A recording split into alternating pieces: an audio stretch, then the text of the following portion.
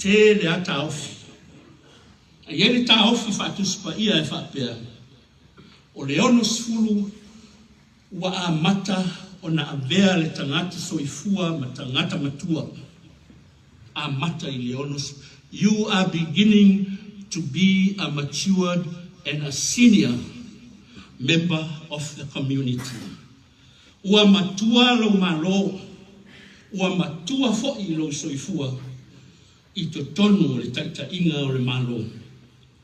O le matou whamanuia, o o mamana, ia iai le atua, ia te oe, malau au malanga, tuli manu ese o le kalope, o loo e ao manomi mo Samoa.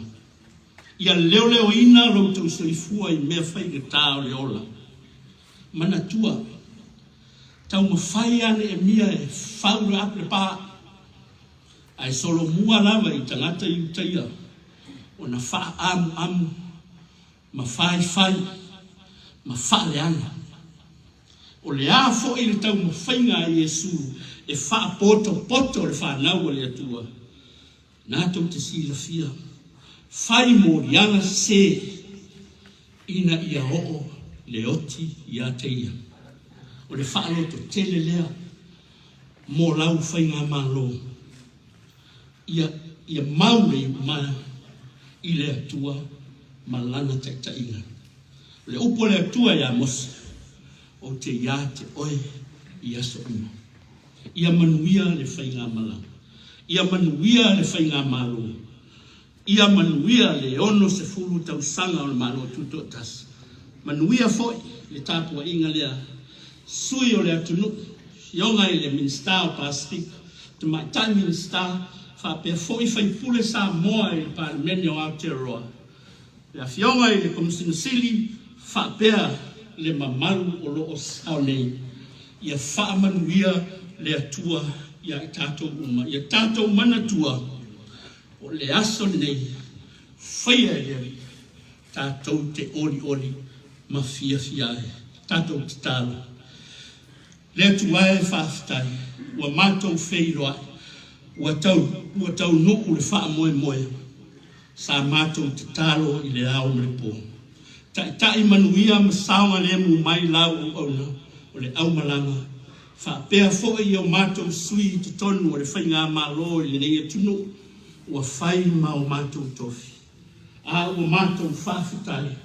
Ua mātou waai tino I o lo taita ia le malo o lo mātou whasino manga ma lo mātou tupu anga. Vi ia oe lo mātou tama. O aina ilu ma talu. Mātou te maua le nei awanoa. Lea li ie whawhitai. Whawhitai komiti whafoe. Whawhitai lau au whaingaroenga te tofi tālu sana. Whawhitai I lato uma ua tāpena ina le nei whamoe ina ia vi ia la ua fio ia mātou Faafeiloaiga. Whawhitai te konolosi o nei o na pō ua mawhai o na whawhaingo fia ai ia mātou whisota inga. Lea tuae e iu atu mea uma I le vi inga o la ua fio. Whawhitai I le tuspa ia e whaamanatu mai pēa ia I mātou.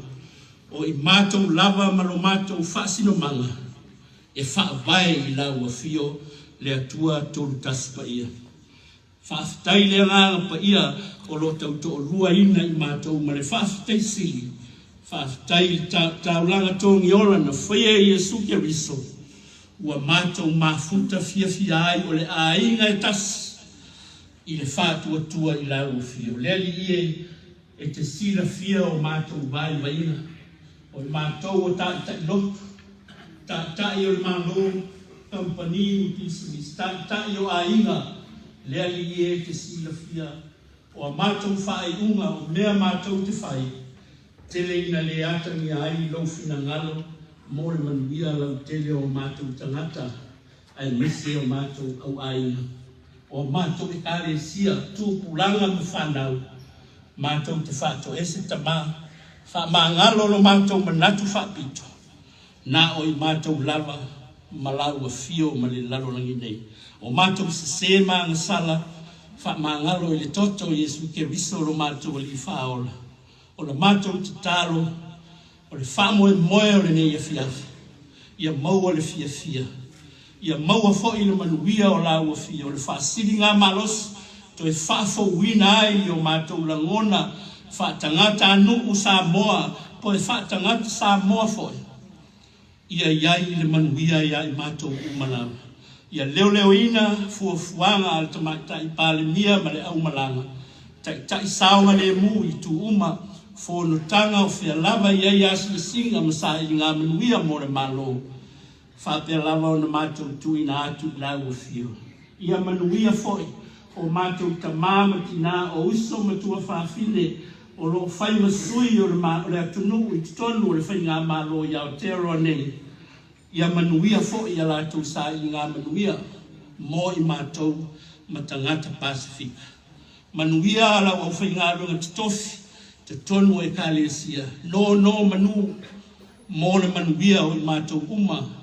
Manuia si o mātou o tunu o Samoa, ia iai le toafile mu o la ua fio. Ia iai le ami o tonu o la ua fio. Ina ia vi ia ma mātou i tausisia. Le whaavae i le atua Samoa. Pa ia mai mamalu i nei fiafi. O i lātou fo i malanga mai i nisi tu o le atunu. Pe i o na mātou mafuta i nei fiafi. Le ali ia e whapea lava o na whamanuia. Se teimi fo i mātou tupaa i o mātou ainga ma mea na mātou o mai ai. Ia whapea lava o na tuliroa ina i mātou e la uafi. O la mātou te talo. E a batu te talo le oa i a mātou lotu taito tasi. Whai ai lo fina ngalo, ai le o mātou tawana, mātou ole mawala watu, mātou fia te talo na e o mai Iesu, lo mātou tamai o i le langa, ia pa ia lo suafa, ia o mai lo malo, ia whai lo fina ngalo i le larolangi i peo na whai i le langa. Ia e fōa mai a te mātou le asu nei ia mātou me ai i te tawana asu. Ia e wha ngalo i a te mātou ia mātou o masai. E o mātou foi o mātou whamahari nātu. E o ana e anu mai a te mātou. Au foi e teita ina e mātou whaasosona. Ai a te mātou ai lea. Ai o mālo mani mana.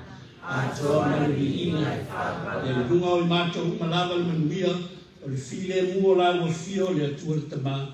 E alofa sisi Iesu ke riso lo mātou li whaola. E mafuta mai lo wanganga pa ia, malawa au na Tamaitai Palemia ma le au malanga. O i mātou umanei malau whanau le larolangi ato o le tāpua inga Samoa. Nei o i le whaavavau lava. Amen.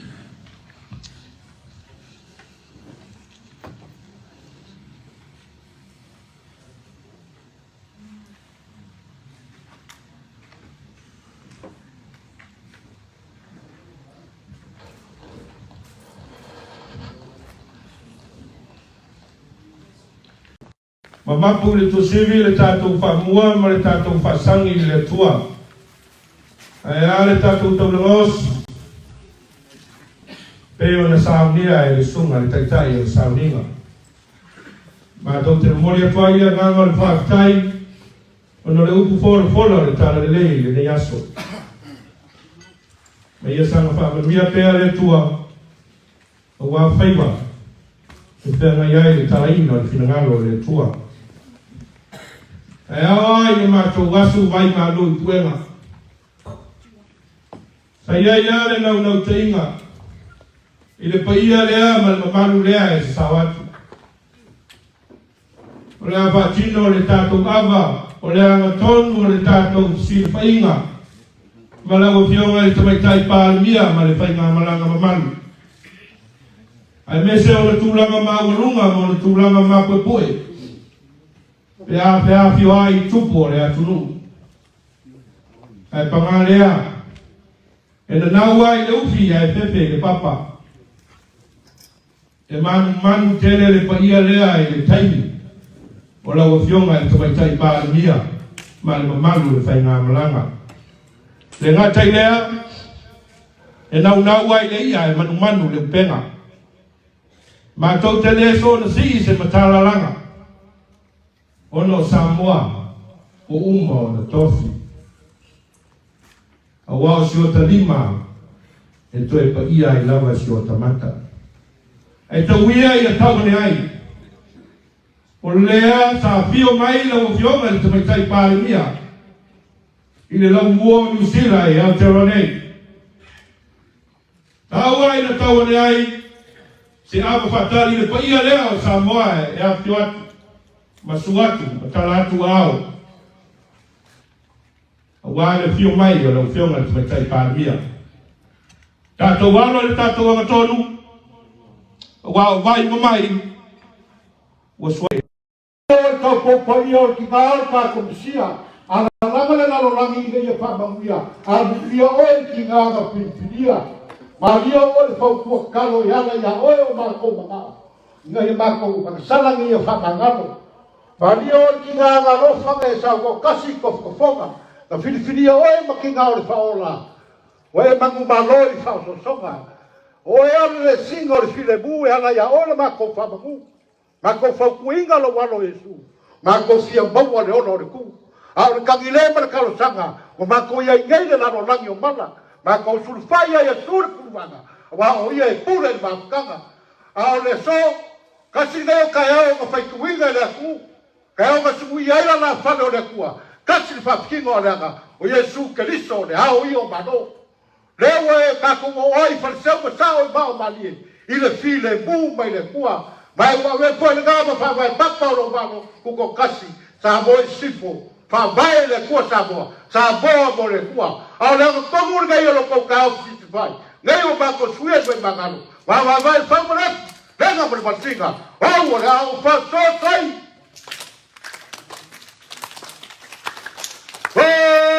o si le ava fa so ku la ia se la wa ka bari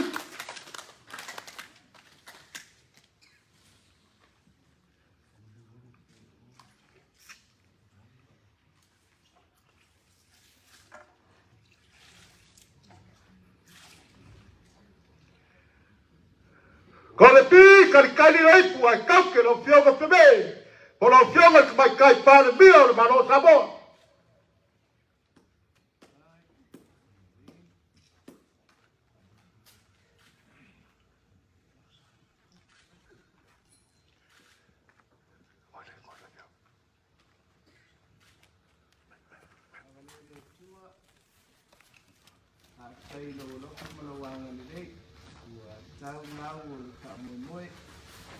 Inga male tulu uyo le tulanga whairupe. E whamanuia mai le nei potuputonga. Io matua whaleanganga. E tulu ua poto io na tulanga whairupe. Se io lava ia tātou whanau. Tātou whatasi fo e masui o le malo Niusila le Fiame i le Weliington. Masui o le Palemia o Niusila. Ia, ia le ri. Soifua. Wait.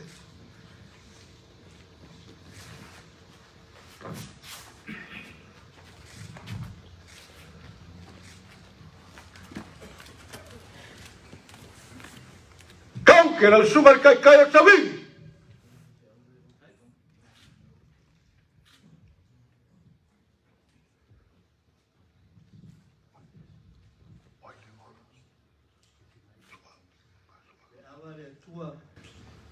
Faafeiloaiga uso maaiga pa o mai lo matou taita faafetai le atua ia manuia le faiga malaga manuia le tapuaiga a Samoa I Aotearoa nei manuia foʻi sui o le malo a Aotearoa manai o tatou aiga asiasi mai manuia lenei aso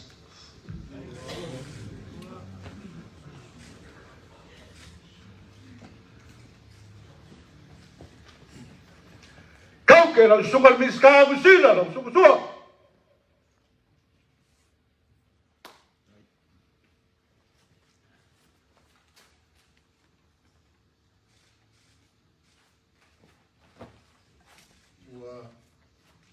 Manu fai fo mai le langi le ngoi potupuola. Wa nei wa fio mai le fionga Palemia o Samoa, ma o fo le abanoa e Faafeiloaiga ma Samoa ia te roa. Ia manatu lea whamalo whaftai I tā penpenanga. Whaftai fo ua maua nei avanoa te sisila mai ela wa Afioga Palemia. I le au lelei ma matango fio tangata e tau o le laumua lea o Aotearoa. Ai ui lea. E piko sianga o lelei ma ata mamai ma ka lengia ka ngako mangere le ka kofiroi ua. Se fua.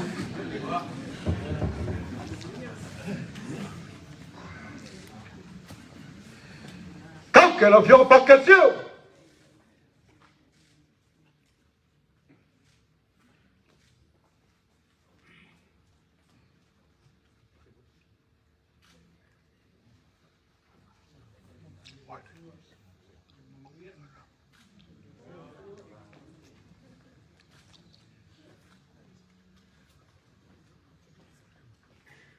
Que la Afioga le comme signe ça quoi.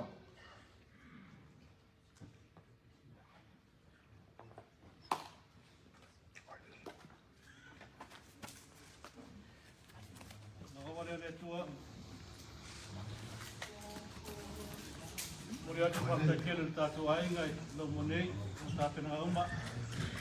Mai e tua, e whio mai o Tamaitai Palemia, mana mranga mai Samoa. Iesu tātou tunu, e fua.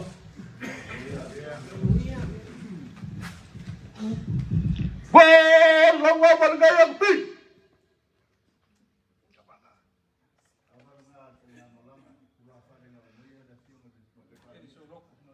Samoa popo.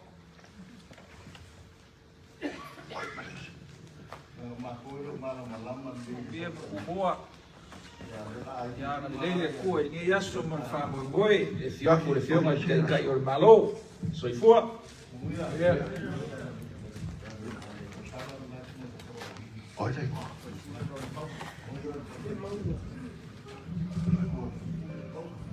E a cau que não fiama foi tudo. Não vai bom.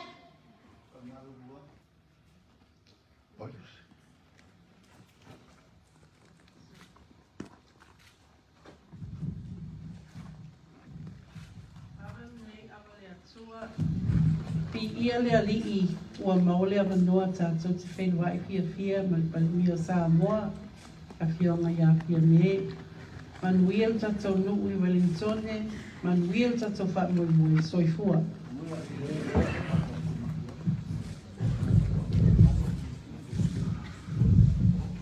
Ora mo bagai, vai makakioka.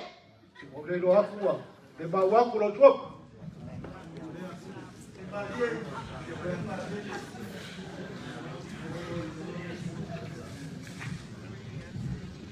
Awa valere kua e le mongona le anganga viima le anganga whawhakai o ar kapu mawhakanga ma kumawhi ma Afioga Palemia I a Fiame e whamamuia mai le kua kako fufuanga le kula ka tiafi se fua.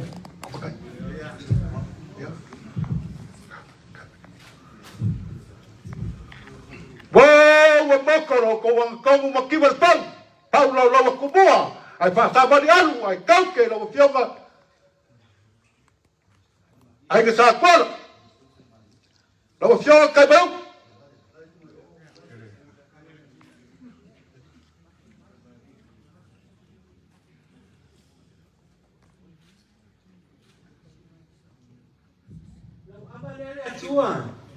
Whawhetai lau ngā luenga ngā veai.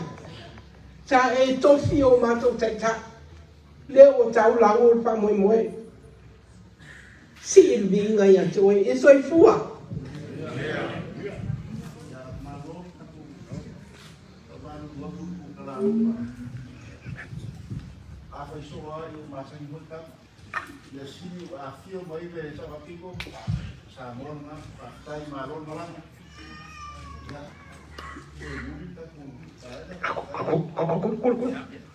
Alo whaftai, lau tulenga I fpo, le voi pa ia malo Samoa. Ti o te manatu lea ua mai atu lea vaenga o le tātou o kalame ma le tātou Faafeiloaiga ma le sifaiga nei aso. Ai ele la ngona. Ia ua lewa na fia whaafonga le pa ia lea ma le mamalu lea o Samoa.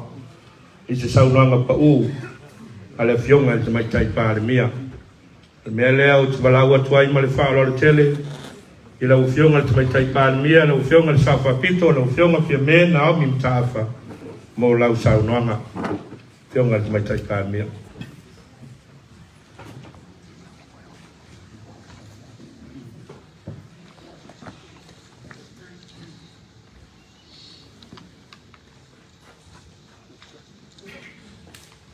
O lea ua ta oto I panga ti o tau tianga.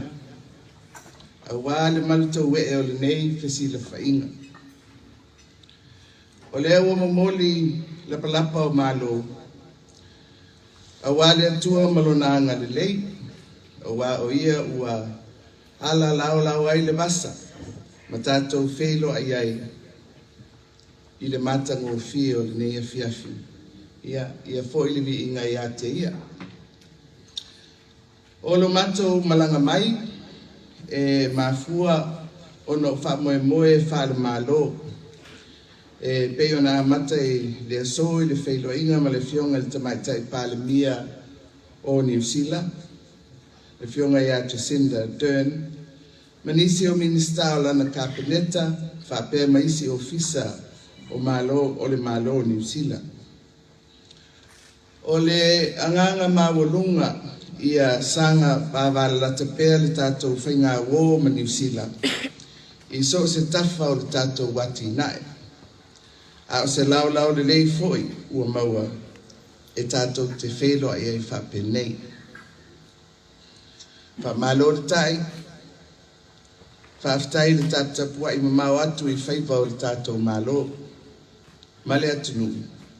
Ma o tātou nuu maainga I Samoa. O lea ua aulia manuia le tātou ono sifulu tausanga o le tātou malo tuto tasi. O le au o le tātou whaamanatunga o le folau ma le whatuatua. Ua matua le tātou malo tuto tasi whainga upufai o malo. Ele ngata I Samoa. Ai whapea foi le Pasifika ma le laulangi a toa. O le tātou whainga paanga wavala lata ma Niusila e ala I le whainga whaauo, Treaty of Friendship. O lo o malu, ma o lo o tausisia pea e le tātou malo, ma le malo Niusila. E pei foi o na iai le nei wala aulia, wa iai faafeagaiga o le nei vaiaso, ma le Tamaitai Palemia, ma le malo Niusila. O le avanoa tāua foi le nei o te mamoli atuai le faafetaitele. Ia te otou o tupu ma te malii. Ai maise o alo uma o le atunuu o lo oe mpapa au I le laumua nei. Ai maise o tātou tamā matina faleagaiga I so se fata. Faafetai atu I lo outou alolofa I si o tātou atunuu. E whapea nuu maainga o lo o whaamuri mai I Samoa. O le mautau ave a le tunuu. O le tātou whaasinomanga o tātou ainga manuu I Samoa. E le taumate o lo outou osi atu pea o tātou ainga I Samoa. E ui o lo tātou sila fia uma. Ua leto e whaingo fie I nei aso. E whai o le whaamai. Ai o lo si pea I lunga le tau o le soifuanga. O wala ia. Ua afia ato ai le lalolangi. Le mea lea. E le tu uai le whaamalo. Ma le whaafetai a le tātou malo. I lo outou sao tā ua. I tau mawhainga uma mō le ati nae o tātou ainga mafioanga. Ia sanga whamanuia le atua I lo outou wafio ma le nopia I ai le nei e tunuu malulu o tātou ofu umai o tātou coats mo tātou ofu mafanfana. Ia tausi a pea e lona anga le lei lo outou soifua ai maise o nai whanau Mawa o alava ne tuua lo o tau sila lo fatu isi o tātou atu nuu manai a inga o lo whamuli mai I Samoa. E au pēo na whai atu le tala ai maise o le whenga I ai o le atu nu o le lalolangi atoa whapea foi o tau I Niusila nei ma mātou I Samoa. I Afianga o le Komiunitī. Le Afianga o le tamau a inga. Ai o le mori mau o te fia tau I nātu I le tātou mawhitanga I le nei afiafi. E na tuu mama ina le nātu langa mō mātou I Samoa ono loutou au mafola ma loutou walo lo fatu I le nei bai tau whaftaitele le alofa ma le ana le lei. Ia, maua fo'i le malosi o le mātou au malanga nei, e whāua wai le whai ngā malanga, ia, au a fo'i le moliina o le finangalo o Samoa, I whonatanga le a wai atu iai, e whāua le mātou malanga, I le malo o Rwanda, I Afrika, o le whonatanga taitai o malo o le tau pulenga. Ia tātou wholau ma le whātua ma tau whai alo I luma le sā o Samoa, a wātu pulanga la lobawa o si o tātou atunu. So I fua na ia manuia.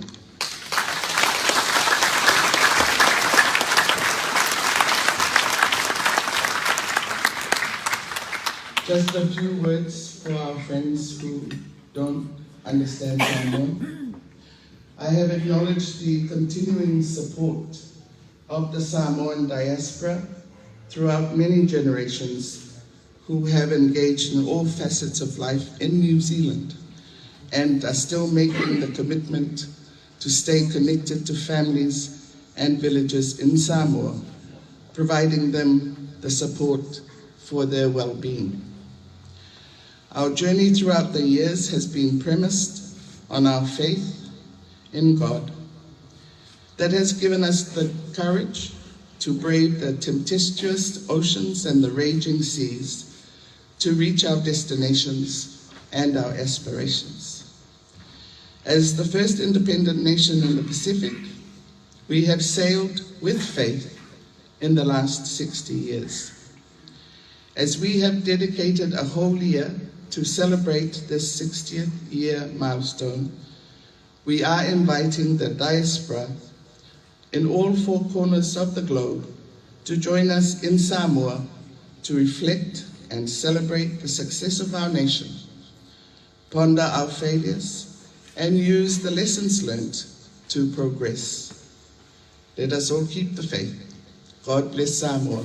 So forth.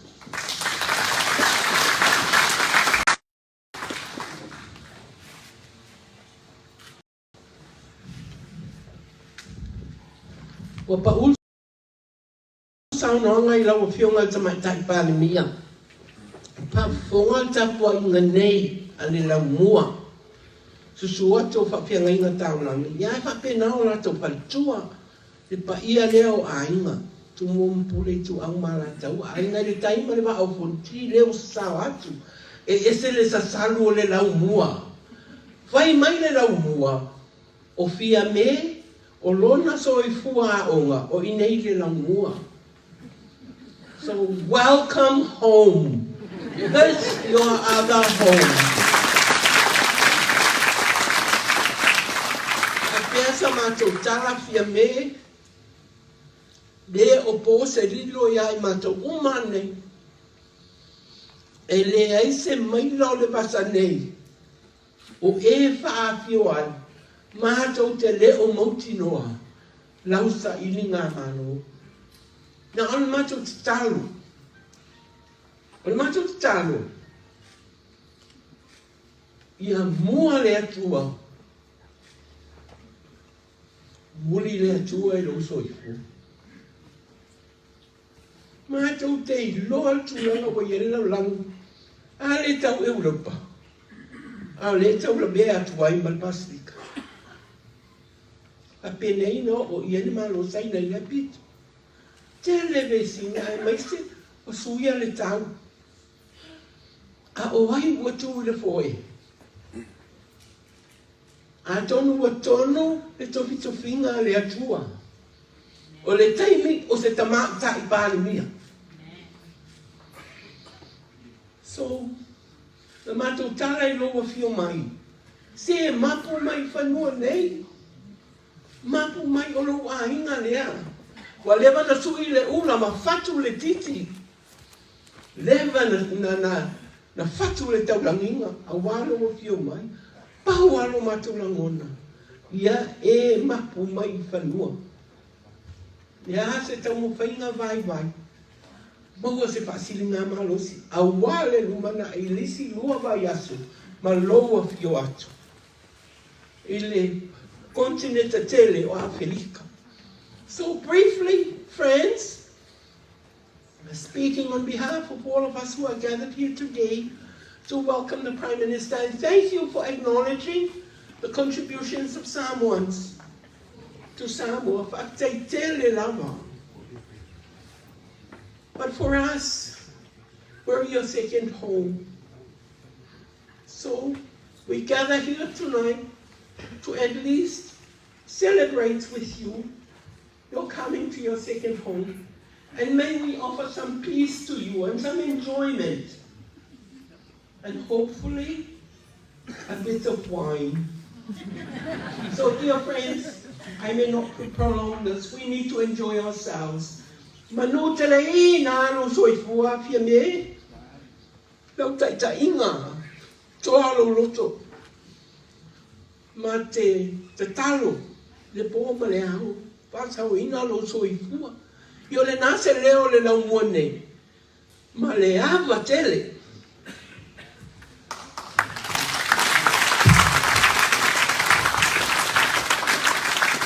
Leo maputia longo le saunanga paua lau fionga le Tamaitai Palemia lau fionga le Safa Vito o te linga e fia longo le mongo o matokia e pui e le falfa taua ma te lainga ia le lunga a o longo fo itino matangi le lei lau saunanga matou te le selu atu o no lau fatou falainga e malu ai Samoa faafetai malele faafetai saunoa. Tali fai tau poi le fonga o sa tuala le vionga ia tai maria uto le sunga palia wale maria toa. Ia wale le yaso male fa mo tatou ave le yuta. Ia mau ai se vi inga o le tua. Ia la vionga le telefono mal mamalu o tatou maftanga ia alomaya. Wa se fa lolonga mo la na vionga. Ile Tamaitai Palemia o so tatou tonu o Samoa.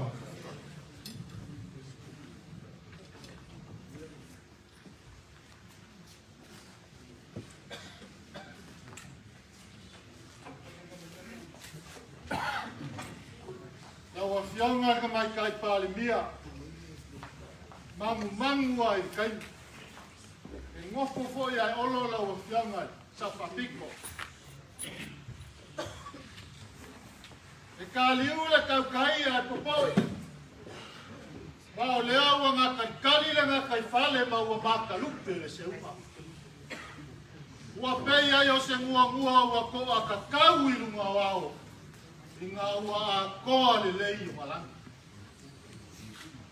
O le afoi wa kau fasi ngā mula I longa whaka.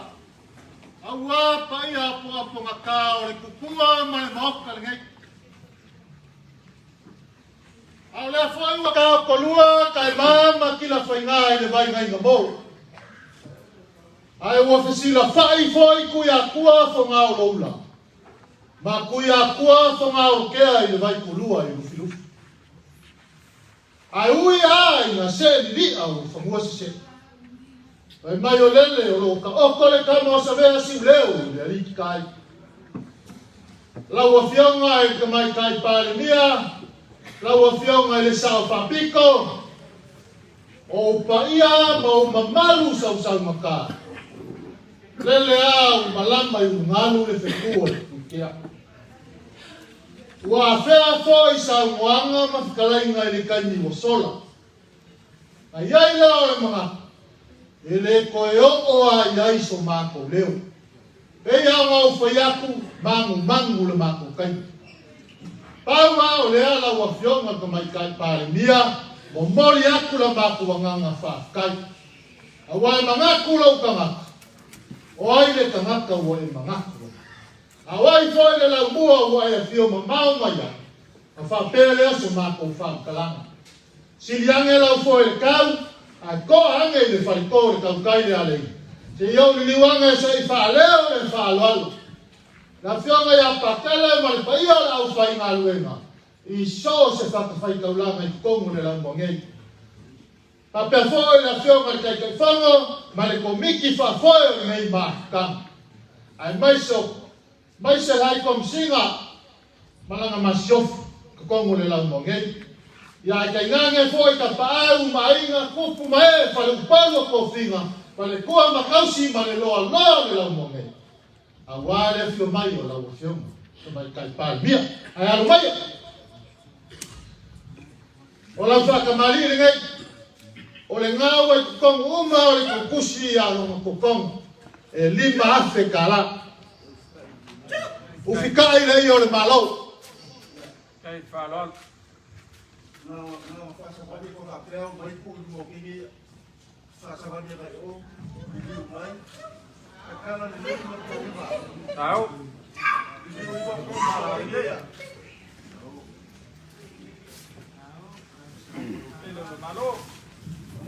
Ia o le kofari ngai a lau fionga mai kai Palemia.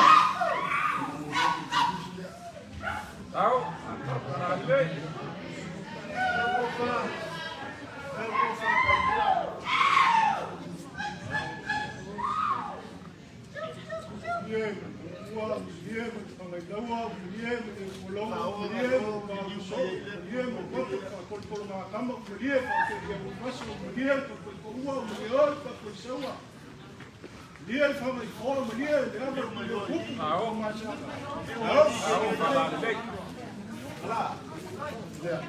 Ngau lo. Kai whalol.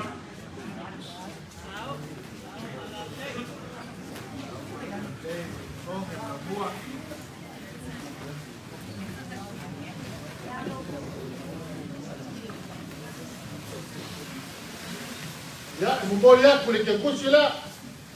Lima afe kala. Mamol kole ole ke kusila ngala kumomua ya afe kala. Ya. Al ngawala lima afe kala, ole pe lima afe pe lima sepun. Ya, wa uma ma ko pula o fio ma mai kai Palemia. O ma ko ko sawia ingal. Ya ma fa ko konga lo sai. Ile kamao ainga le ko falo. Awal fa ka kainga o le ka ko malo Samoa. Manguia la wa fio ma mai kai Palemia, manguia la wa va, manguia Samoa ko. So i fu mai manguia. Na lau ka tai. Ya. Enda tonunga nei taimi. Ia ua tau no te me fai eta to tau maftanga. Ia o te malaua toi man whaloalo. I lau whionga te mai tai Palemia. E voi pa ia lau maranga. Ia o tāpena ina e lau aiolo. Tu atu o tau pa ia. Ia tau te alala mai ai. Au lea la tāpena atu le tātou tau maftanga. Ia o ne whasolo ai leo vaengo toi. E leo toi umi. Nei vaengo toi o tātou pokalami. Ia. Tāpena la ia o nei manu. I le taimi o lau whionga te mai tai Palemia ma lau malanga. Ia, lau ngā sese, ia te pena mai loa tātou tau maftanga. Palau lima le.